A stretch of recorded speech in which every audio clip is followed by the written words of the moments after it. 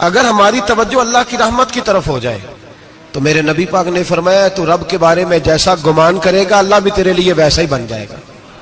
اللہ ویسا بن کے تجھے نوازے گا. اگر تیرا یہ ذہن بن جائے نا کہ جو اللہ مجھے دے گا وہ مجھے ہی دے گا تو اللہ تبارک و تعالیٰ سب سے بڑھ کر تجھے ہی عطا فرمائے گا. لیکن امید رب کرے اور امید رحمت کی، اس کے کرم کی، اس کی عطا کی. ہاں ایک پہلو ضرور سوچ کے رکھنا چاہیے اس موضوع پر. ساری دنیا نکما کہہ دے تو بیٹا ماں باپ کے نزدیک نکما نہیں ہوتا.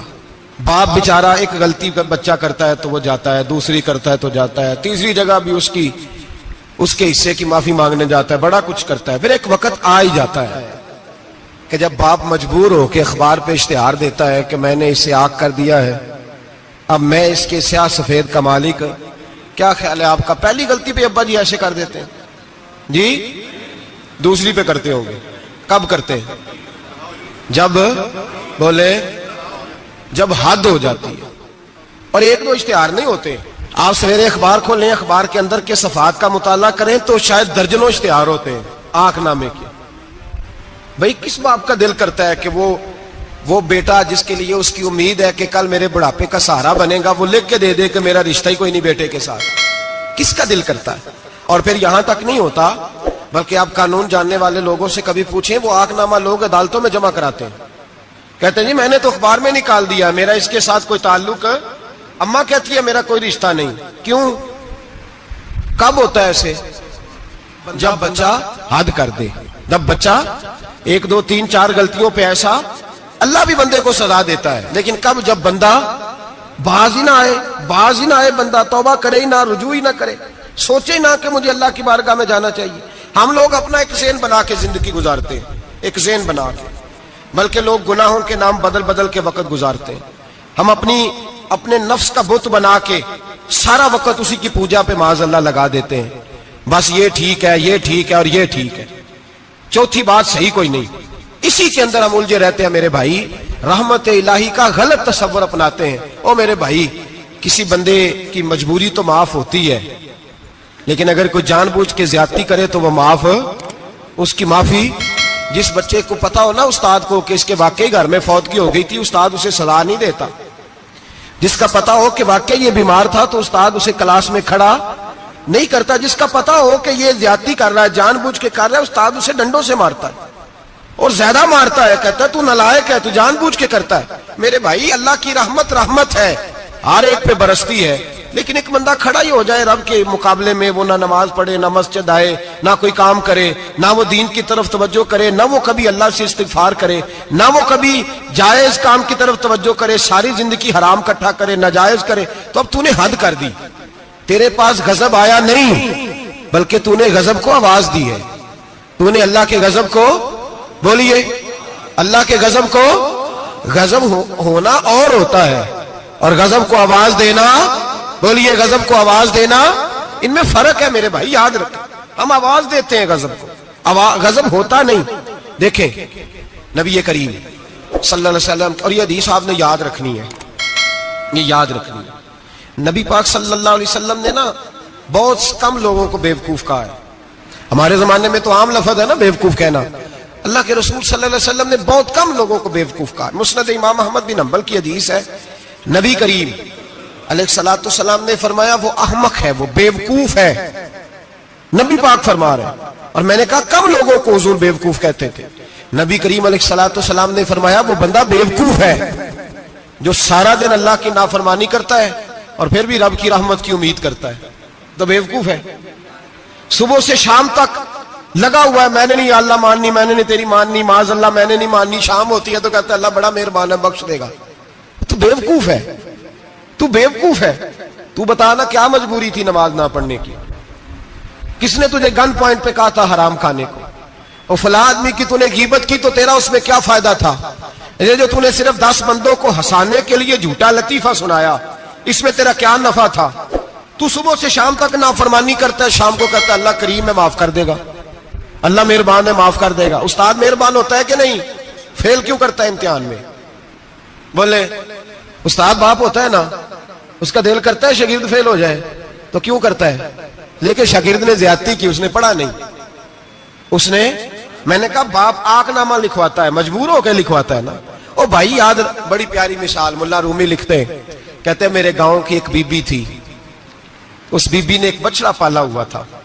دیہاتوں میں نا بوڑھی مائیں بچڑے کو پیڑا دیتی تھی اور نام بھی رکھ لیتی تھی, کسی نے مٹھو نام رکھا ہوتا تھا, کسی نے کوئی نام.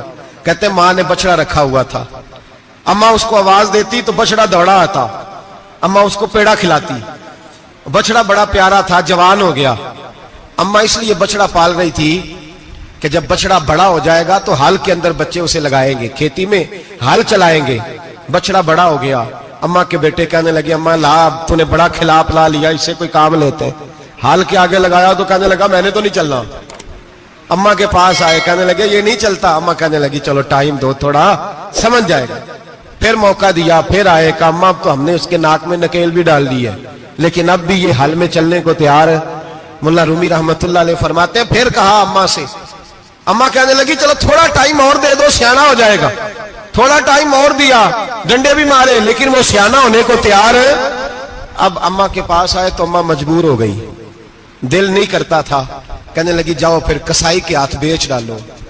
وہ گیا کسائی کے پاس, اسے کاٹا گیا, اس کی کھال اتاری گئی, اس کے چھوٹے چھوٹے پیس کر کے کھا گئے لوگ. وہ ماں رو رہی تھی. لوگوں نے اماں سے کہا تجھے تو بڑا پیارا تھا, تو نے کٹوا کو دیا. تو اماں کہنے لگی پیارا تو بڑا تھا پر مانتا نہیں تھا. پیارا بڑا تھا, کاش بات مانتا, مقصد پورا کرتا تو کبھی بھی کاٹا.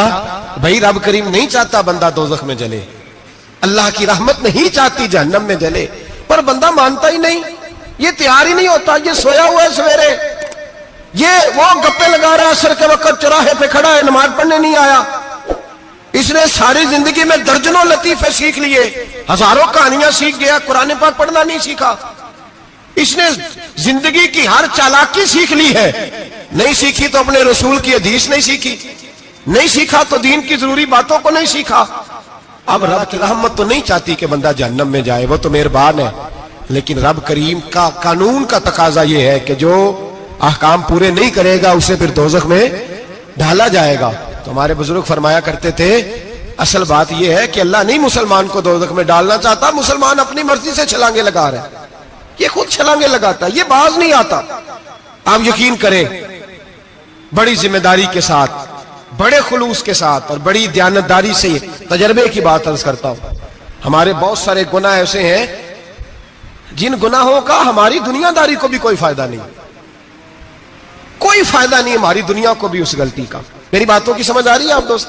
کچھ گناہ ایسے ہیں, ایک تو ہوتا ہے کہ دنیا کا کوئی فائدہ ہو, اس گناہ میں ہماری دنیا کا بھی کوئی فائدہ. جو آدمی جھوٹے لطیفے سناتا ہے, جھوٹ بولتا ہے, جھوٹ کوئی فائدہ نہیں اسے, لوگ 10 منٹ ہنستے ہیں اور باہر جا کہتے ہیں یار یہ تو کوئی غیر سنجیدہ آدمی, وہ عقل ہی نہیں. کیا فائدہ کمایا اس نے, کیا نفع لیا اس نے؟ جو آدمی بڑھ بڑھ کے باتیں کرتا ہے, 2 4 5 10 آدمیوں کی غیبت کر جاتا ہے, لوگ کہتے ہیں یار بڑا چغل خور ہے, کیا کمایا اس نے زندگی میں؟ کچھ حاصل کر لیا اس نے؟ ہمارے بہت سارے گناہ میرے بھائی وہ ہیں جن کا ہماری دنیا کو بھی کوئی فائدہ نہیں. تو کیوں نہ ہم ان گناہوں کو چھوڑ دیں تاکہ ہمارے دین کو تو فائدہ ہو جائے, دین کو تو فائدہ ہو جائے. صرف زبان کے ذائقے ہیں, کچھ دیر کے لیے ہماری طبیعت کے تقاضے ہیں, 10 منٹ کی مسکراہٹ ہے جس کے لیے ہم اللہ تبارک و تعالیٰ کا قانون توڑتے پھر جا رہا ہوں. میرے حبیب کریم علیہ السلام نے مسلمان کو کہا ہے کہ تیرا رب تو چاہتا ہے کہ بس تو آ جا, وہ تجھ پہ رحمت نازل کر دے گا. آنا تو شرط ہے کہ نہیں, آنا تو شرط ہے کہ نہیں. اچھا چلیں یہ بتائیں, جو آدمی 1 سے لے کر 31 تاریخ تک ڈیوٹی کرے اس کو تنخواہ لینے جانا پڑتا ہے کہ تنخواہ گھر آ جاتی ہے؟ بول کے بتائیں. پھر بھی جانا پڑتا ہے, وہ کہ میں نے ڈیوٹی پوری کی ہے, پھر بھی جانا پڑتا ہے. ڈیوٹی پوری کرنے کے باوجود تجھے تنخواہ لینے, اور ہو سکتا ہے کہ یہ بھی کہا جائے ابھی آئی نہیں کل آنا, ہو سکتا ہے یہ بھی کہا جائے پرسوں آنا, یہ بھی ممکن نہیں کہ فوراً او خدا کے بندے تو آتا ہی نہیں خدا کی رحمت لینے, تو اس کے گھر کی طرف رجوع ہی نہیں کرتا, تو توجہ ہی نہیں کرتا, تو کہتا اللہ مہربان ہے. بھائی مہربان تو ہے, تو رحمت لینے آیا ہے, تو نے کو بہانہ بنایا اس کی رحمت کا. اللہ کی رحمت قیمت نہیں مانگتی, بہانہ مانگتی ہے. پر بتانا تیرا کو بہانہ ہے کہ نہیں.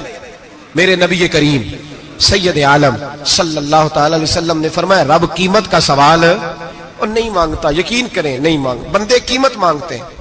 آپ 100 دفعہ مسکرا کے بات کریں، ایک دفعہ نہ کرے تو کہتے ہیں مولوی صاحب امیر ہو گئے، اب تو صحیح سلام بھی نہیں لیتے. ایک دفعہ ہو سکتا ہے بیچارہ پیٹ میں درد ہو رہی ہو سکتا ہے گھر کی کو بہت بڑی ٹینشن ہو سکتا ہے کوئی مجبوری ہو. بندے ہمہ وقت قیمت مانگتے ہیں، ہمہ وقت آپ تندرست ہیں، ہر وقت آپ قیمت ادا کرتے ہیں تو لوگ راضی ہیں. لیکن رب کہتا تو کوئی قیمت نہ دے، کوئی بہانہ ہی بنا لے، تیرا رب تجھ سے راضی ہو جائے گا. سنیں بڑی پیاری حدیث، بڑی خوبصورت حدیث، کنز المال میں دیگر کتب احادیث میں ہے. حضرت ابو ہریرہ رضی اللہ تعالیٰ عنہ فرماتے ایک بابا جی نبی پاک کی بارگاہ میں آئے، اور جب وہ واپس جانے لگے تو میں نے عمر پوچھی تو عمر تھی 96 سال. کہتے ہیں بزرگ جب آئے نا تو یہ بھویں جو ہے نا ان کی سفید ہو کے تو یوں آنکھوں پہ آ گئی. بڑی چھڑی بابا جی نے پکڑی ہوئی اور دونوں ہاتھ پکڑ کے نا چھڑی کے اوپر جھکے ہوئے ہیں ایک جانب. قربان جاؤں، کہتے ہیں جب وہ بزرگ مسجد میں داخل ہوئے تو میرے رسول نے کھڑے ہو کے استقبال فرمایا، کھڑے ہو، اور نبی کریم صلی اللہ علیہ وسلم نے آگے بڑھ کے بابا جی کو بازو سے پکڑا اور بٹھایا. حضور بیٹھ گئے. کہا بزرگوں کیسے آئے ہو؟ تو کہتے ہیں وہ بابا جی بات کرتے تو آنکھ کھول کے پہلے حضور کا چہرہ دیکھتے، پھر وہ بات کرتے تو ان کے لب و لہجے کے اندر بڑی پریشانی، بڑی تکلیف، بڑی مایوسی. عرض کرنے لگے یا رسول اللہ، حضور زندگی ساری گناہوں میں بیت گئی ہے، حضور غلطیاں ہی غلطیاں، یاد ماضی عذاب ہے، یا رب چھین لے مجھ سے حافظہ میرا. اے اللہ کے رسول بڑی لمبی فہرست ہے، پاپ ہی پاپ ہے، کالے سیاہ دفتر ہے. یا رسول اللہ صلی اللہ علیہ وسلم جب پلٹ کے دیکھتا ہوں حضور مجھے نیکی دکھائی نہیں دیتی. حضور اس عمر میں آپ کا ایک صحابی ملا ہے، اس نے بات سمجھائی ہے تو تھوڑا خیال آیا ہے، لیکن یا رسول اللہ صلی اللہ علیہ وسلم اب میرا وجود بیکار ہو گیا ہے، حضور بوڑھا ہو گیا ہوں. 3 باتیں کہیں بزرگوں نے اور نرالی کہیں. کہنے لگے یا رسول اللہ صلی اللہ علیہ وسلم، حضور اب تو میری کمر بھی سیدھی نہیں ہوتی کہ میں نماز ہی صحیح ادا کر سکوں، بوڑھا ہو گیا ہوں. یا رسول اللہ صلی اللہ علیہ وسلم اب میرے اندر طاقت نہیں کہ میں محنت مزدوری کر کے صدقے اور خیرات دے سکوں. یا رسول اللہ صلی اللہ علیہ وسلم اب میں تلوار لے کے جہاد بھی نہیں کر سکتا. حضور نہ میں لمبی نمازیں پڑھ سکتا ہوں، آقا نہ میں صدقات و خیرات دے سکتا ہوں، محبوبہ نہ میں دین کے لیے کوئی جہاد کر سکتا ہوں. بیکار وجود ہے، بیکار وجود کو تو گھر والے برداشت نہیں کرتے، بچے دعا کرتے ہیں یا اللہ ابا جی کو پردہ دے دے، اماں کو پردہ دے دے. بیکار ہو گیا ہوں اور آج آیا ہوں تو مجھ بیکار کو میرا رب قبول کر لے گا؟ آج کلمہ پڑھوں تو بیکار ہوں، کسی کام کا نہیں، نہ نماز نہ صدقات نہ جہاد، قبول کر لے گا؟ حضرت ابو ہریرہ فرماتے ہیں جیسے برسات میں بارش کی جھڑی لگتی ہے، یوں مصطفیٰ کی آنکھوں سے جھڑی لگ گئی. حضور کھل کے روئے، کھل کے. اور میرے حبیب پاک نے فرمایا بزرگوں بڑے مجاہد ہیں، دین کے لیے جہاد کرنے والے بڑے ہیں، رب کریم کو آپ کی تلوار کی اتنی حاجت نہیں. اور فرمایا اس کے خزانے کوئی خالی تو نہیں کہ آپ ہی گویا صدقہ دیں گے تو بھرے جائیں گے. اور فرمایا پھر رب کریم کی شان میں اضافہ نہیں کرتی عبادتیں، وہ تو بندے کو نفع دیتی ہیں. میں بزرگوں نہ آپ جہاد کریں نہ آپ صدقات دیں، لا لمبی نمازیں پڑھیں، آپ صدق دل سے آ جائیں، اللہ کے رسول کا وعدہ ہے رب آپ کو بغیر حساب کتاب جنت عطا فرما دے گا. آنا تو شرط ہے کہ نہیں؟ آئیں تو صحیح، نہ پہنچے تو صحیح، آ جائیں. اس کو نہیں عادت صدقات و خیرات کی، جہاد کی، تبلیغ، آئے تو صحیح نا. ان العبد اذا تعرف ثم تاب تاب اللہ علیہ. میرے حبیب نے فرمایا بندہ جب رو کے کہتا ہے نا یا اللہ غلطی ہو گئی معاف کر دے، فرمایا میرا مالک اسے فوراً ہی معاف فرما دیتا ہے. تو آ تو صحیح، تو آتا ہی نہیں، تو آ ہی نہیں رہا، تو گھر میں بیٹھا ہوا ہے، تو سویا ہوا ہے، تو دکانداری کر رہا ہے، تو پیسے گن رہا ہے، تو آیا ہی نہیں. آ تو صحیح. بلکہ میرے نبی پاک فرماتے ہیں جب اللہ پاک کا بھاگا ہوا غلام آتا ہے پھر تو اللہ زیادہ راضی ہوتا ہے، پھر تو اللہ زیادہ راضی ہوتا ہے، زیادہ راضی ہوتا ہے. تو آ تو صحیح، پہنچ تو صحیح. بلکہ صوفیات تو اور بات کرتے ہیں، وہ کہتے ہیں تو کبھی بھول کے بھی رب رب کرے تو اللہ تو اسے بھی قبول کر لیتا ہے. بھول کے. ملا رومی کہتے ہیں بنی اسرائیل کا بندہ ہے، صنم پتھر کو کہتے ہیں، بت کو کہتے ہیں، بت کے سامنے کھڑا ہے اور ساری رات کہتا ہے یا صنم یا صنم یا صنم، اے پتھر اے بت، ساری رات پکارتا رہا. رات گہری ہو گئی، نیند کا غلبہ، تھک گیا، سونے کے قریب آیا تو غلطی سے منہ سے نکل گیا یا صمد، یا صنم کی جگہ نکل گیا. رب کریم نے فرمایا جبریل دوڑ کے جا، جو مانگتا اسے دے دے. حضرت جبریل عرض کرتے ہیں مولا بھول کے تیرا نام لے رہا ہے، بھول کے لے رہا ہے. تو رب کریم نے فرمایا چل نام تو میرا ہی لے رہا ہے نا، میرا لے رہا ہے نا. یا اللہ وہ اللہ کریم نے فرمایا جھوٹے کے سامنے ساری رات کا کھڑا ہے، ساری رات کا پکار رہا ہے، اسے کچھ نہیں ملا تو سچے کا نام لیا ہے. اگر میں بھی کچھ نہ دوں اور بت میں اور مجھ میں فرق کیا رہ جائے گا؟ جا جو مانگتا ہے جھولی بھر کے دے، نام تو لیا ہے نا. او بھائی تو بہانا تو بنانا، وہ آ تو صحیح نا، تو یہاں آ جا، پہنچ جا، آ جا، بس بیٹھ جا، اس کی بارگاہ ناز میں حاضر تو ہونا. تجھے فرصت ہی نہیں. تو یاروں کے لیے ٹائم نکالتا ہے، بازاروں کے لیے ٹائم نکالتا ہے، گلیوں کے لیے ٹائم نکالتا ہے، چوکوں چوراہوں کے لیے ٹائم نکالتا ہے، ہفتے میں ایک دن ہوٹلنگ کے لیے بھی جاتا ہے، لیکن کبھی چھپ کے 2 نفلوں کی تجھے توفیق نہیں ہوتی. اور میں کئی دفعہ کہہ چکا ہوں جس بندے کو بغیر عبادت کے رزق زیادہ ملنے لگ جائے اس پر آزمائش ہوتی ہے رب کریم کی. اللہ فرماتا ہے اس کو پیسے دو، اسے آنے نہ دینا، اس کو چل پیسے دوڑ جا. لوگ سمجھتے ہیں میں بڑا ذہین و عقل مند ہوں، دیکھو میں اپنی ہوشیاری سے چلاکی سے آگے نکل گیا. تو آزمائش ہے، یہ تو آزمائش ہے رب کریم کی طرف سے، یہ تو اس کی خفیہ تدبیر ہے. میرے بھائی اس کی بارگاہ ناز تک جو آ گیا، آنا تو ہماری ذمہ داری ہے کہ نہیں؟ پھر اس کی رحمت آگے بڑھ کے استقبال کر لیتی ہے، پھر اللہ کا فضل اس کو تھام لیتا ہے اس بندے کو. اور خدا کی رحمت کتنی زیادہ ہے. میرے حبیب کریم سید عالم صلی اللہ علیہ وسلم نے فرمایا اللہ نے اپنی رحمت کے 100 حصے کیے. حضور فرماتے ہیں ایک حصہ اللہ نے دنیا میں نازل کیا ہے. کتنا؟ ایک حصہ. فرمایا یہ جو ماں بیٹے سے پیار کرتی ہے، باپ بیٹے کے لیے مزدوری کرتا ہے، یہ جو بہن بھائی کے لیے روتی ہے، یہ جو بیوی شوہر کے لیے دعا مانگتی ہے، یہ جو بچے ماں باپ سے پیار کرتے ہیں، فرمایا یہ اس ایک رحمت کا نتیجہ ہے، ایک رحمت کا نتیجہ. تو صحابہ کہنے لگے یا رسول اللہ وہ 99 کدھر ہیں؟ نبی پاک نے فرمایا رب کریم نے سنبھالی ہوئی ہے، قیامت کے دن تمہیں عطا فرمائے گا. ابھی تو ایک نازل کی ہے.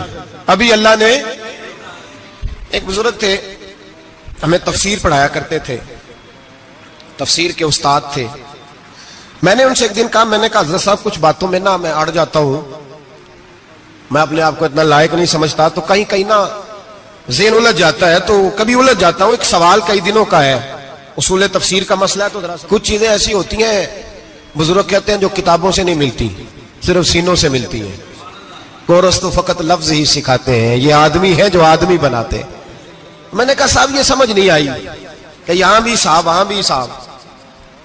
کہنے لگے جی کس طرح؟ میں نے کہا جی یہاں قبر میں بھی سوالوں کے جواب اور پھر قیامت میں بھی. مجھے کہنے لگے جاؤ امام راضی کی تفسیر اٹھا کے لاؤ. میں تفسیر ان کے سامنے لا کے رکھی تو کہنے لگے یہ سیدنا یوسف علیہ السلام کا واقعہ ذرا دیکھو تفسیر یوسف میں. اس میں ایک عجیب بات لکھی ہے.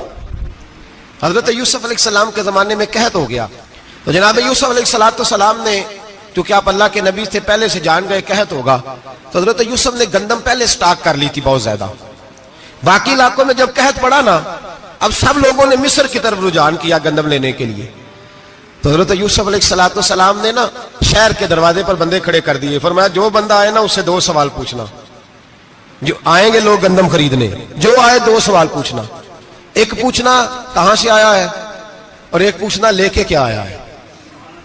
ایک پوچھنا، سمجھ آ رہی ہے بات کی، اور دوسرا پوچھنا کہ لے کے سونا لے کے آیا ہے، چاندی گندم خریدنی ہے تو کیا چیز لے کے آیا ہے، کہ نگد پیسے لایا ہے، یہ پوچھ لینا.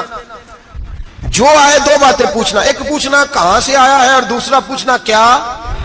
ایک روایت میں 3 سوال بھی ہیں، لیکن فرمایا پوچھنا 2 سوال ضرور.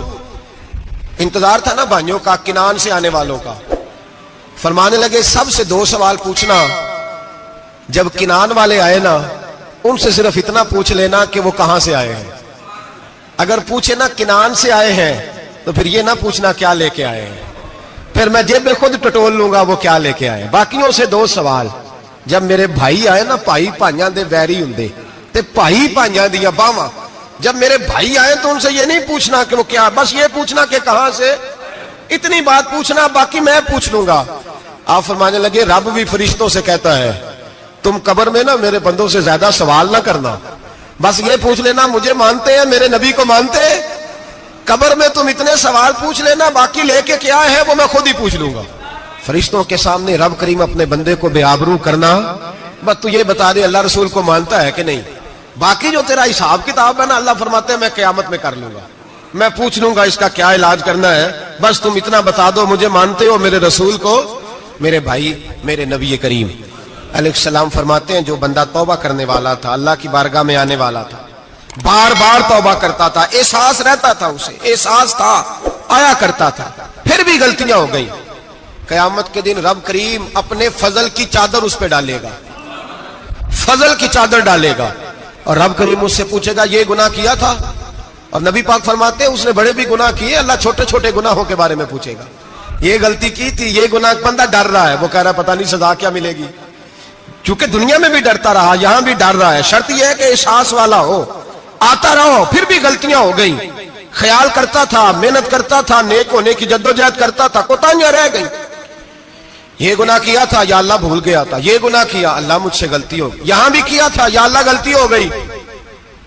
نبی پاک صلی اللہ علیہ وسلم فرماتے ہیں چھوٹے چھوٹے گناہ اللہ دکھا رہا ہے, اور اس سے کہہ رہا ہے یہ کیا تھا, مانتا جا رہا ہے. رب کریم فرماتا ہے پتہ ہے میں تیرے ساتھ کیا کرنے والا ہوں, ٹانگیں کانپ گئی, یا اللہ پتہ نہیں. فرمایا میں تجھے ان گناہوں کے بدلے نیکیاں دینے لگا ہوں, ان گناہوں کے بدلے نیکیاں. نبی پاک فرماتا ہے فٹافٹ ہی بول پڑا, کہنے لگا یا اللہ میں نے تو بڑے بڑے گناہ بھی کیے, اگر تو نے گناہوں کے بدلے نیکیاں دے دیا تو میرے تو بڑے بڑے پاپ بھی ہیں, وہ دوسرے کدھر ہیں. تو میرے حبیب کریم علیہ الصلوۃ والسلام فرماتے ہیں رب مسکرائے گا جو رب کی شان کے لائق ہے. اللہ فرمائے گا تیرے دل میں احساس تھا, تو آیا کرتا تھا, تو توبہ کرتا تھا, تو میری بارگاہ ناز میں آتا تھا, پتہ تیرے اوپر چادر کیوں ڈالی ہے, یا اللہ نہیں. فرمایا میں تجھے اپنی رحمت کی چادر میں چھپا کے جنت میں داخل کرنا چاہتا ہوں. میرے بھائی تو آ تو صحیح, تو پہنچ تو صحیح, خدا را. یہ جو جتنی دنیا داری ہے نا, یہ تو آپ ہر وقت کریں گے تو راضی ہوں گے لوگ, ہر وقت. اور یہ جو ہم نے پلاننگ کی ہوئی ہے نا کہ میں فلانا کام کر کے سیاںا ہو جاؤں گا, تو اتنی مہلت نہیں دی اللہ پاک نے. وہ کہتا فوراً آ, اپنی منصوبہ بندی بدلیں, رحمت الہی کی جانب توجہ کرے, اپنا ذہن رب کریم کے بارے میں کرم والا بنائے, اور یہ ارادہ کرے کہ میں اس کی بارگاہ میں آؤں گا تو وہ مجھے عطا کرے گا. اپنے بازو پہ بھروسہ نہ کرے, اپنی عقل پہ بھروسہ نہ کرے, بھروسہ جب بھی کرے خدا کی رحمت پہ کرے, اس کے فضل پہ کرے, اس کے کرم پہ کرے, اور ذہن بنائے کہ اللہ معاف کرنے والا ہے. ہمارے ذمہ یہ ہے کہ ہم اپنے گناہوں کا احساس پیدا کریں, ہماری ذمہ داری یہ ہے کہ ہم توبہ سچی اور کھری کریں, ہماری ڈیوٹی یہ ہے کہ ہم اللہ کی بارگاہ میں صحیح معنوں میں حاضری دیں. ہم توبہ بھی جھوٹی کرتے ہیں, بلکہ اگر میں کہوں کہ مذاق کرتے ہیں. شب برات آنے والی ہے نا, کس دن ہے, جمعرات کو شب برات آئے گی. کچھ لوگ تو خیر ویسے ڈٹ جاتے ہیں, کہتے ہیں ہم نہیں مانتے, وہ پکے لگے ہوئے ہیں, وہ کہتے ہیں نہیں عبادت نہیں کرنی چاہیے. میں نے کہا یار بس کرو, چھوڑ دو. اب اللہ کی عبادت کرنے کے لیے بھی تم سے سند لینی پڑے گی کہ مولوی صاحب اجازت دیں, نفل پڑھ لیں, اجازت لینی پڑے گی. اور بندے بڑے سمجھدار ہیں, وہ کوئی سیاسی بندہ دوسری پارٹی کا آ جائے تو اسے مطمئن کر لیتے ہیں. کچھ مسئلہ دوسری جماعت کا مسئلہ پوچھ لے, کہتے ہیں مولوی صاحب پوچھ کے دساں گا. یہ موٹی سی بات ہے. شب رات کو کیا ہوتا ہے, عبادت. کیا ہوتا ہے, بول کے بتائے, یہی ہوتا ہے نا. تو اس کے لیے سرٹیفکیٹ کی ضرورت ہے جی. والذین یبیتون لربہم سجدا وقیاما, اللہ فرماتے ہیں میرے بندے ساری رات گزار دیتے ہیں یا قیام کرتے ہوئے یا سجدہ کرتے ہوئے. اس کے لیے سرٹیفکیٹ کی ضرورت ہے. بڑی جلدی مسئلہ پوچھنے آ جاتے ہیں لوگ. ہاں, ایک وہ ہے جو مانتے ہی نہیں سرے سے, ایک وہ ہے جو بڑا عجیب مانتے ہیں. وہ کہتے ہیں شب رات ہے, چھوٹا گوشت ہی نہیں مل رہا دکان سے. بھئی شب رات گوشت کھانے کا دن ہے, حلوہ کھانے کا دن ہے شب برات, موج کرنے کا دیہڑا آ گیا شب برات. شب رات آئی, اب پہلے کلو گوشت آتا تھا, اب 2 کلو لے لو. یہ کون سا طریقہ ہے شب برات منانے کا؟ اور پھر شب برات منائی جائے گی. معراج شریف سے پٹاخے چل رہے ہیں روز شام کو, چلتے ہیں نا؟ نہیں, میں کہ مینوں غلطی لگتی, تسی بولے نہیں نا. چلتے ہیں پٹاخے. کون بیچتا ہے پٹاخے؟ ہندو, سکھ, یہودی. چلاتا کون ہے؟ کس نے کہا چلانے کو؟ اس میں کوئی کسی فرقے کا بھی اختلاف نہیں ہوتا. ڈرنا چاہیے اللہ پاک سے. اللہ جہنم کی آگ ٹھنڈی کرتا ہے, ہم جلاتے ہیں شب رات کو. رب فرماتا ہے ٹھنڈی ہوگی, ہم جلا رہے ہیں. بچے پٹاخوں کے پیسے پڑوسی سے لے کے آتے ہیں کہ ہم سے لیتے ہیں؟ ہم منع کیوں نہیں کرتے؟ جوتے نہ پالش کرنے پہ تو تھپڑ لگتے ہیں, تو پٹاخے والے بچے کو نہیں پوچھا جا سکتا؟ باپ کی ذمہ داری ہے. اور محدثین نے مسئلہ لکھا ہے, اگر بچہ نابالغ کوئی غلطی کرتا ہے تو اس کا باپ ذمہ دار ہے, جواب دے اس کی جگہ پہ. ان کو سمجھائیں. شب برات آئے گی, پھر توبہ ہوگی, ہر مسجد سے رونے کی آواز آئے گی, زور زور سے لوگ روئیں گے, تڑپیں گے, اجتماعات ہوں گے, بڑے بڑے اجتماعات ہوں گے. توبہ کریں گے لوگ, کریں گے نا انشاءاللہ تعالی, آئیں گے نا لوگ مسجدوں میں. پھر سویرے جھوٹ بند ہو جائے گا نا, اگلی صبح ملاوٹ ختم, کم تولنا ختم. یہ کیسی توبہ ہے؟ وہ دکاندار جو شبرات والے دن غلط سوجی فروخت کر رہا ہے, ملاوٹ والی چینی بیچ رہا ہے, تاکہ دوائیوں میں دھوکہ دیتے ہیں لوگ, دوائیوں میں دھوکہ دیتے ہیں. ایک ڈاکٹر خود مجھے کہنے لگے, وہ میرے دوست ہے, ہلکا پھلکا کورس کیا ہوا ہے, کہتے ہیں میرے دوست ہیں کئی سارے لوگ, تو ایک ایسا ہی ہمارے شعبے کا آدمی تھا, تو اپنے ابا جی کو وہ ڈرپ لگانے لگا, تو ابا جی کہنے لگے پتر مینو اصلی لا دے تیری مہربانی, مینو اصلی لا دے تیری مہربانی, لوکھا علی نہ لا دے. یہ حال ہو گیا. دوا مجھے بتائیں وہ قوم اخلاقی طور پہ کتنی گر چکی ہے جو دوائیوں میں زہر بیچتی ہے, دوائیوں میں. اور میں انشاءاللہ کسی موقع پر تفصیل سے اس پر گفتگو کروں گا, بڑی تفصیل سے. میں نے بہت سی معلومات اکٹھی کی ہیں کہ کتنا ظلم کرتے ہیں یہ لوگ, لکھنے والے بھی, لانے والے بھی, بیچنے والے بھی, کتنے بڑے مجرم ہیں. صحت کے ساتھ کھیلتے ہیں, صحت. بارہ لام دام برسرے مطلب جس آدمی نے دھوکے کا مال لا کے رکھا ہے شبرات والے دن کے رات توبہ بھی کرنی ہے اور سویرے یہ بیچنا بھی ہے, وہ توبہ کرنے آیا ہے. جس نے دھوکے کا مال لا کے رکھا ہے کہ سویرے بیچنا ہے اور رات توبہ بھی کرنی ہے, وہ توبہ کر رہا ہے کہ مذاق کر رہا ہے؟ توبہ میری توبہ, استغفر اللہ, یا اللہ معاف کر دے, اونچی اونچی آواز میں رو رہا ہے, اور سویرے سارے چکر وہی ہیں. یہ کیسی توبہ ہے؟ توبہ کیا ہے؟ میرے نبی پاک علیہ السلام کے غلاموں نے توبہ کی تقسیم کی. حضرت حسن بصری سے کسی نے پوچھی توبہ کیا ہے, تو آپ نے فرمایا توبہ یہ ہے کہ جب تو توبہ کر لے تو پھر اس جگہ نظر نہ آنا جہاں کھڑے ہونے سے رب رسول ناراض ہوتے. اور فرمایا توبہ یہ ہے کہ جب تو نے توبہ کر لی پھر وہاں سے غیر حاضر نہ ہونا جہاں حاضری کا تجھے اللہ رسول حکم دیتے ہیں. یہ تیری توبہ ہے. اور اگر تو ایسا نہیں کرتا پھر تو نے توبہ نہیں کی, پھر تو نے مذاق کیا. میرے بھائی رحمت الہی آواز دیتی ہے کی طرف رجوع کریں, دوڑے اور رحمت کی امید رکھ کے آئیں. یہ سمجھ لیں کہ اللہ پاک, میں ایک بات اکثر کرتا ہوں, نبوت کا دروازہ بند ہوا ہے. داتا گنج بخش علی اجویری نے کہیں نہیں لکھا تھا کہ میرے بعد علی بن عثمان اجویری دوسرا نہیں آ سکتا. حضرت مجدد صاحب کہیں نہیں لکھ کے گئے کہ دوسرا مجدد الفسانی پیدا نہیں ہوگا. حضرت بہاءالحق نقشبند بخاری نے کہیں نہیں کہا کہ میرے جیسا ولی نہیں ہو سکے. بزرگوں نے کبھی نہیں کہا. تو جدوجہد تو کر. اقبال کہتے ہیں آج بھی ہو اگر ابراہیم کا ایمان پیدا, آگ کر سکتی ہے انداز گلستان پیدا. تو پروگرام تو بنا, آگے کی طرف تو سفر کر. میرے نبی کریم سید عالم صلی اللہ علیہ وسلم نے فرمایا تیرے آ جانے سے تیرا رب راضی ہو جاتا ہے. جب تو آتا ہے تو تیرا اللہ راضی ہو جاتا ہے. یہ جو ہماری مشکلات ہوتی ہے نا, جن میں ہم الجھے ہوتے ہیں, وہ جو ہمیں جادو ہو جاتا ہے, تویز کر دیتے ہیں ہمارے قریبی رشتہ دار, وہ تویز نہیں ہوتے, وہ ہمارے اعمال کی سزا ہوتی ہے, ہمارے اعمال کی سزا ہوتی ہے. ہم وہ ڈھونڈتے پھرتے ہیں کہ بابا مل جائے پھونک مارے صحیح کر دیں, حالانکہ وہ ہمارے اعمال کی سزا ہے. ہمیں اپنی تربیت کرنی چاہیے ہمیں. اور ویسے بھی دم درود تویز دھاگا میں اکثر کہا کرتا ہوں, میں کہتا ہوں میں نے کسی کتاب میں نہیں پڑھا کہ کوئی بندہ نبی پاک سے یمن سے دم کرانے آیا ہو کہ میں حضور سے دم کرانے جا رہا ہوں, مصر سے آیا ہو دم کرانے, شام سے دم کرانے آیا ہو. میرے نبی پاک کے پاس جو بھی آیا کرتا تھا نبی پاک کا دین سیکھنے آیا کرتا تھا. دم درود تو ایک ضمنی چیز ہے, ذلی چیز ہے, ہو گیا تو ٹھیک ہے, ورنہ اللہ پاک اگر بیماری میں راضی ہے تو نبی پاک نے خود بیماری کو سینے سے نہیں لگا کے رکھا. خود اللہ کے محبوب سید عالم صلی اللہ علیہ وسلم کا وصال بیماری کے ساتھ ہوا. تو بیماری تو مریدنی ہے میرے نبی پاک کی, وہ تو کنیز ہے حضور کے گھر کی. عام دام برسر مطلب کھری توبہ, سچی توبہ. اور کس طرح کی توبہ؟ میرے نبی کریم علیہ الصلوۃ والسلام نے ایک دن صحابہ سے پوچھا ایک بات تو بتاؤ, بخاری مسلم کی حدیث ہے, یا رسول اللہ پوچھئے. نبی پاک صلی اللہ علیہ وسلم نے فرمایا اگر کوئی آدمی صحرا میں سفر کر رہا ہو, بہت بڑا صحرا ہو, اونٹ پر اس کا سفر ہو, اور اس نے اونٹ پر کھانے پینے کا سامان باندھا ہو, پیسے بھی رکھے ہو, پانی بھی رکھا ہو, تھک گیا سفر کرتا کرتا, درخت کی ایک ٹہنی کے ساتھ اونٹ کی نکیل باندھی اور درخت کے نیچے لیٹ گیا آرام کرنے کے لیے. اللہ کے حبیب فرماتے ہیں اچانک اس کی آنکھ لگ گئی. جب جاگا تو اس نے دیکھا کہ اونٹ تو غائب ہو گیا ہے. اب نہ کھانا ہے, نہ پانی ہے, نہ پیسے ہیں, اور صحرا بڑا لمبا ہے, پیدل سفر بھی نہیں کر سکتا. تھوڑا سا ڈھونڈا, پھر موت کا انتظار کرنے لگا. سوچنے لگا موت آئے گی, اب مر جاؤں گا. اللہ کے محبوب فرماتے ہیں تھوڑی دیر گزری, جب بالکل مایوس ہو گیا تھا تو اچانک نظر پڑی تو اونٹ اس کا سامنے کھڑا تھا. نبی پاک صحابہ سے پوچھتے ہیں بتاؤ, اس کی کل کائنات اجڑ گئی تھی, رات ضائع ہو گئی تھی, ہر شے لٹ گئی تھی, دوبارہ اسے مل گئی ہے, بتاؤ اسے کتنی خوشی ہوگی. صحابہ کہنے لگے یا رسول اللہ نئی زندگی مل گئی اس بندے کو, وہ ساری دنیا سے زیادہ راضی ہے. تو میرے کریم رسول صلی اللہ علیہ وسلم نے فرمایا رب کریم کا نافرمان بندہ جب اس کی بارگاہ میں آ کے توبہ کرتا ہے تو اللہ اس سے بھی زیادہ راضی ہو جاتا ہے.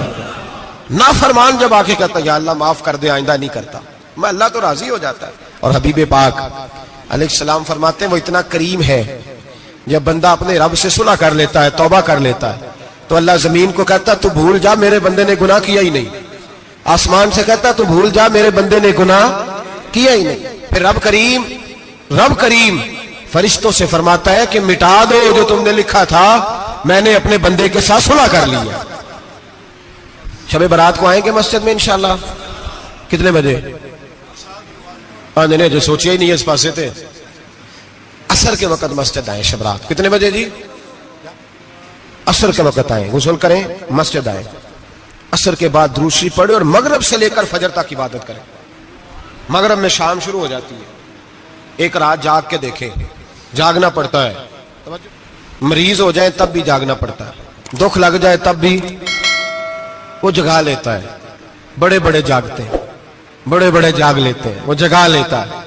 تندرستی بھی, صحت بھی, دولت بھی, اے سی بھی, پلنگ بھی بڑا اچھا, لیکن اگر وہ نیند نہ دینا چاہے تو بندہ ساری رات ہی تڑپ کے جاگتا ہے, تڑپ کے. اور بھوکا اتنا, روٹی کا بھوکا اتنا پریشان نہیں ہوتا جتنا نیند کا بھوکا پریشان ہوتا ہے. الجھ جاتا ہے انسان, وہ جگا لیتا ہے قبل اس کے کہ وہ خود جگائے, خود بخود جاگ جائے. مغرب سے لے کر فجر تک نماز پڑھیں, ذکر کریں, درود پاک پڑھیں, محفل میں شرکت کریں. میرے رسول کریم علیہ الصلوۃ والسلام کی پیاری زوجہ ام المومنین سیدنا عائشہ صدیقہ رضی اللہ تعالیٰ عنہ کہتی ہیں حضور رمضان کے علاوہ سب سے زیادہ روزے شعبان میں رکھتے تھے, گویا پریکٹس ہوتی تھی رمضان کی. میں نے عرض کیا یا رسول اللہ صلی اللہ علیہ وسلم اتنے روزے کیوں رکھتے ہیں, ابھی رمضان تو آگے ہے. تو نبی پاک نے فرمایا عائشہ اس مہینے میں بندے کا عمل اللہ کی بارگاہ میں جاتا ہے, میں چاہتا ہوں جب میرا عمل جائے تو میں نے روزہ رکھا ہوا ہوں. کثرت سے روزہ رکھیں اور میرے بھائی بدل جائیں. میرے نبی پاک نے فرمایا غنیمت جان اگر صحت ہے تو بیماری آنے سے پہلے غنیمت جان جائے چلی جائے گی. بیمار آدمی سے کچھ بھی نہیں ہوتا, غنیمت جان لے لمحوں کو کچھ کر لے, اور اگر تیرے پاس فرصت ہے تو غنیمت جان لے مصروف ہونے سے پہلے. میرے حبیب کریم سید عالم علیہ السلام کے غلام فرماتے ہیں کہ نبی پاک صلی اللہ علیہ وسلم نے ہمیں مثال دے کے سمجھایا. مدینے میں جو قبیلہ سب سے زیادہ بکریاں پالتا تھا وہ بنو کلب کا قبیلہ تھا, اور فرماتے اتنی بکریاں تھیں کہ ان کی بکریاں ہم نے کبھی نہیں گنی تھی. نبی پاک علیہ السلام نے فرمایا جب شعبان کی 15ویں رات آتی ہے, یہ ترمذی کا لفظ ہے, فرمایا جب شعبان کی 15ویں رات آتی ہے تو بنو کلب کے قبیلے کی بکریوں کے بالوں کی تعداد کے مطابق اللہ میری امت کے افراد کی بخشش فرما دیتا ہے. اور صحابہ کہتے ہیں ہمیں لگتا یوں ہے کہ چونکہ ہم نے جو چیز سب سے زیادہ دیکھی تھی وہ بنو کلب کی بکریاں تھی, اس لیے نبی پاک نے ہمیں سمجھانے کے لیے ان کی بات کی, ورنہ اگر ہم نے اس سے زیادہ کچھ شاید دیکھی ہوتی تو نبی پاک اس کا نام بیان فرماتے. ہمیں سمجھانے کے لیے فرمایا بنو کلب کے قبیلے کی بکریوں کے بالوں کی کسی ایک بکری کے بال بھی بندہ گن سکتا, اور حضور نے فرمایا جو سب سے زیادہ بکریاں پالتے ان کی تعداد کے مطابق حضرت عائشہ صدیقہ رضی اللہ تعالیٰ عنہ فرماتی ہیں جنت البقیع میں حضور جایا کرتے, قبرستان میں, قبرستان کے کونے میں. اللہ کے رسول کو میں نے نماز پڑھتے بھی دیکھا 15ویں رات کو, اور فرماتی ہیں حضور بقیع والوں کے لیے بخشش کی دعا بھی کرتے. قبرستان بھی جائیں شب برات کو, ان کے لیے دعا بھی کریں. اور پھر میرے بھائی شب برات کو للہیت کے ساتھ آئیں, لوٹنے کا پروگرام بنائیں, اس سے قبل کے رب کریم خود جکڑ کے لے آئے, خود بخود آئے, اس کے کرم کی طرف توجہ کریں, اس کی رحمت کی طرف توجہ کریں. میرے رسول کریم صلی اللہ علیہ وسلم کے پاس ایک دیہاتی آئے, مولا علی شیر خدا فرماتے ہیں میں بھی حاضر تھا. کہتے کبھی کبھی سادے بندے آتے تھے پر بڑی عجیب ہی بات کر جاتے تھے. کہتے ایک دیہاتی آئے, تامت باندھی ہوئی اور سادہ رومال کندھے پہ رکھا ہوا ہے. نبی پاک کے پاس آئے اور حضور سے دل لگی کرنے لگے, حضور سے دل لگی کرنے لگے, میٹھی باتیں کہنے لگے یا رسول اللہ ایک مسئلہ پوچھنے آیا ہوں. فرمایا پوچھو. عرض کرتے ہیں حضور قیامت میں حساب کون لے گا؟ قیامت میں اب کس کو نہیں پتا کون حساب لے گا, دل لگی کی بات ہے نا, کون لے گا؟ نبی پاک نے فرمایا اللہ حساب لے گا. تو کہتے ہیں اس نے نا اور جملہ کہا تو ہم اس کی بات پہ حیران ہو گئے, کہنے لگے یا رسول اللہ واقعی اللہ حساب لے گا؟ تو کہتے ہیں نبی پاک مسکرائے, فرمانے لگے تجھے تیری مار ہوئے, میں سچی تو کہہ رہا ہوں, تو کس طرح کی بات کر رہا ہے, اللہ حساب لے گا. حضرت علی فرماتے ہیں اس نے رومال اٹھایا کندھے پہ رکھا, کہنے لگے یا رسول اللہ اگر رب حساب لے گا تو پھر اس نے معاف ہی کر دینا ہے. یہ کہہ کے وہ چلا گیا، یہ لفظ کہہ کے وہ چلا گیا.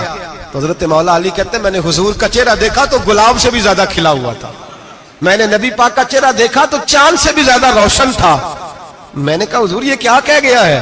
نبی پاک نے فرمایا بندہ بڑا سادہ تھا، بات بڑی پیاری کر گیا ہے، بڑی پیاری کر گیا ہے. حضور نے فرمایا علی رب کریم ہے، اور کریم جب غالب ہوتا ہے تو کرم نہیں فرمایا کرتا ہے، وہ کرم نہیں کرتا ہے، وہ معاف ہی کرتا ہے، وہ معاف ہی کرتا ہے. اللہ معاف کرتا ہے، پر میں نے کہا کوئی معافی لینے آئے ہی نہ تو کوئی معافی لینے. ایک اور بات بھی آخر میں سمجھانی ہے آپ کو، وہ بھی سمجھ لیں. ہم جب کسی رشتہ دار کو راضی کرنے جاتے ہیں نا، ناراض ہو تو ہمیں پتہ چل جاتا ہے کہ یہ وقت ٹپانے آیا یا راضی ہو گیا. دو قسم کے لوگ ہوتے ہیں، کہتے ہیں چلو برادری آ گئی ہے میں چلتا ہوں، پر کس طرح؟ ٹائم پہ ٹائم آؤں گا، 200 دے کے گھر آ جاؤں گا. اور جو راضی ہو جاتے ہیں نا وہ 2 دن پہلے آتے ہیں، دیگوں کا بھی خیال کرتے ہیں، ملاقات کرتے ہیں، وہ کپڑے بھی نہیں بدلتے. فرق ہوتا ہے راضی ہونے میں. بات کی سمجھ آ رہی ہے آپ؟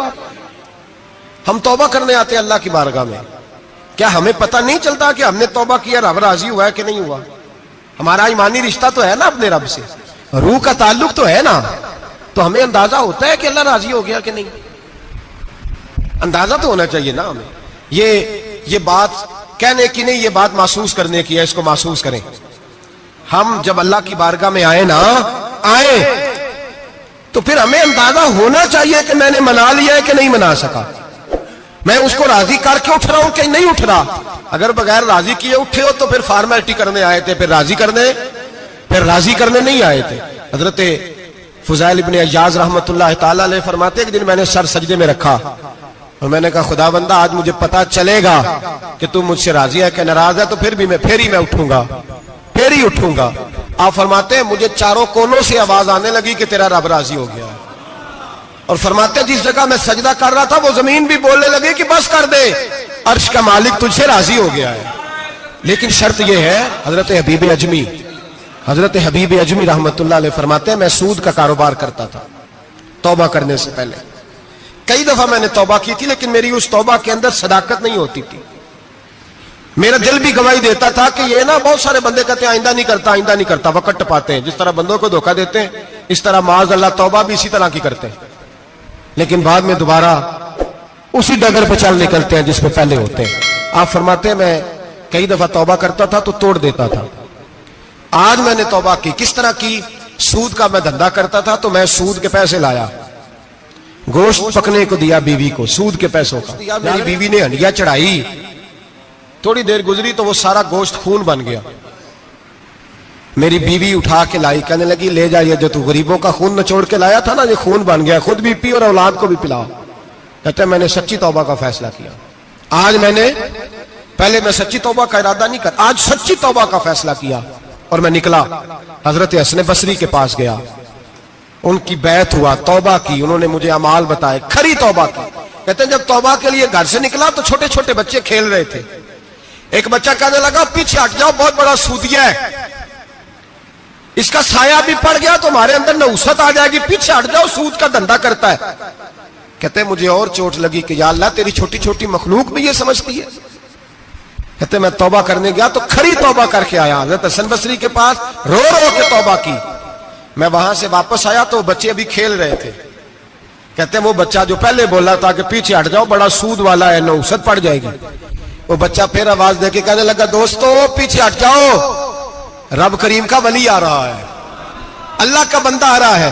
کہیں ایسا نہ ہو ہمارے پیروں سے گرد اڑے اور اس ولی کے اوپر پڑے اور اس کی توہین ہو جائے، اللہ ہم سے ناراض نہ ہو جائے ولی کی توہین کر کے. پیچھے ہٹ جاؤ. آپ فرماتے ہیں میں نے تڑپ کے آسمان کی طرف دیکھا اور میں نے کہا یا اللہ مجھے سمجھ آ گئی ہے کہ کھری توبہ کیا ہوتی ہے، سچی توبہ، اصل توبہ کیا ہوتی ہے. جھوٹ موٹ کی توبہ نہ کریں. شب برات کو آئیں اور بڑا دیانتداری کا مشورہ دیتا ہوں، دل کو سنبھال کے آئیں. اگر جھوٹ نہیں چھوڑنا، فریب نہیں چھوڑنا، ہم نے مسجد کی حاضری کی پابندی نہیں کرنی تو پھر توبہ کے لفظ پکارنا دھوکہ ہے، پھر یہ دھوکہ ہے، پھر یہ مذاق ہے. پھر مذاق نہ کریں. آنا ہے تو کھری توبہ کے ارادے سے آئیں، کھل کے آئیں.